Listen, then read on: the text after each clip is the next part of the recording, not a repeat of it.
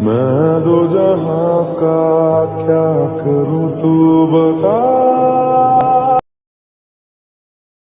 तू जो मेरे पास है। আসসালামু আলাইকুম গাইজ, আপনারা স্ক্রিনে যেই ভিডিওটি দেখতে পারতেছেন এই ভিডিওটি কিন্তু দেখতে খুবই জুন্স অ্যান্ড অসম লাগে। সো আজকের এই ভিডিওর মাধ্যমে সম্পূর্ণ জানতে পারবেন কিভাবে এই ভিডিওটি খুব সহজে এডিট করা যায়। ভিডিওটি একটু স্কিপ না করে শেষ পর্যন্ত দেখতে থাকুন। আপনারা প্রথমে ভিডিও টাইটেলে ক্লিক করবেন, তারপর ডেসক্রিপশন বক্সে চলে আসবেন। আসার পর একটি ক্যাপকাট টেমপ্লেটসের লিঙ্ক দেখতে পারবেন, আপনারা সেই লিঙ্কে ক্লিক করবেন। একটু ওয়েট করবেন। ক্লিক করার সাথে সাথে আপনাদেরকে এইরকম একটা টিকটক ভিডিওতে নিয়ে আসবে। আপনারা ক্যাপকাট ট্রাই দিস টেমপ্লেটসে ক্লিক করবেন। তারপর আপনাদেরকে এইরকম একটা নিউ পেজে নিয়ে আসবে। আপনারা ইউজ টেমপ্লেটস ইন ক্যাপকাটে ক্লিক করবেন। একটু ওয়েট করবেন।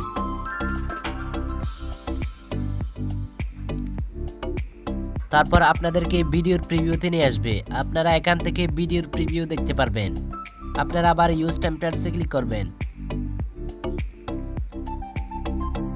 আপনার গ্যালারিতে নিয়ে আসবে। আপনারা ফটোজ অপশনে ক্লিক করবেন। আপনার গ্যালারি থেকে আপনার পছন্দের একটি ফটো সিলেক্ট করবেন।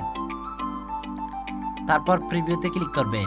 একটি ফটো সিলেক্ট করবেন, তারপর প্রিভিউতে ক্লিক করবেন। ক্লিক করার সাথে সাথে দেখতে পারবেন ভিডিওটি অটোমেটিক এডিট হয়ে গেছে। দেখতে পাচ্ছেন ভিডিওর প্রিভিউ। এখন ভিডিওটি গ্যালারিতে এক্সপোর্ট করে নেবেন। এক্সপোর্ট উইদাউট ওয়াটারমার্কে ক্লিক করবেন।